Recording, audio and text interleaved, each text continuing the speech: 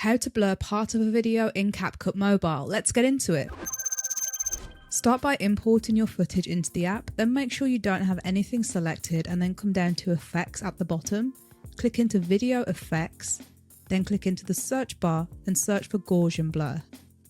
Add this effect to your video. The reason we're choosing this one is because we can then click into this effect and then we can increase or decrease the intensity of the blur like we're doing right now. I'm going to go for something like this. Next, click this icon to come out of this and then click cancel to come out of that, then click the tick.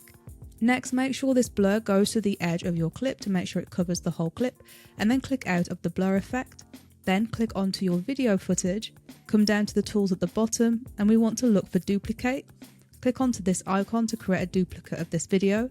Then with the duplicate selected, select the overlay button, and then drag this overlay duplicate to match where your footage is.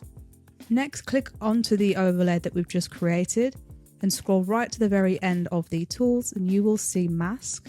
Click into the mask, and then here you can choose a shape that suits you. For face, we're going to go for circle. As we can see here, it's blurring our entire video and not the circle, so we just need to come down to invert and select this, and then move the mask over where you want to mask out. So for me, it's this face. We can use this handle to increase the vertical size of the mask, and we can use this handle to increase or decrease the horizontal side of the mask. This handle will allow you to feather the mask, but if you go too far, it gets rid of the blur. I recommend just doing it up to a certain point. Now, if you don't have much movement in your video, you're pretty much finished here. So if we scrub through this video, we can see that we've masked out that face pretty well. However, if you have movement, you're going to have to track this mask to follow the movement. So we have to start at the beginning of our video clip and then click this little keyframe icon right here to create an initial keyframe.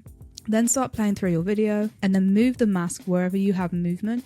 For me, I have very little movement, so I don't really need to do this. But you just need to keep going through your video and moving the mask over where the movement is. Once you're happy with the positioning and tracking of the mask, click into this tick icon to come out and then press these little back arrows to go back and then back again.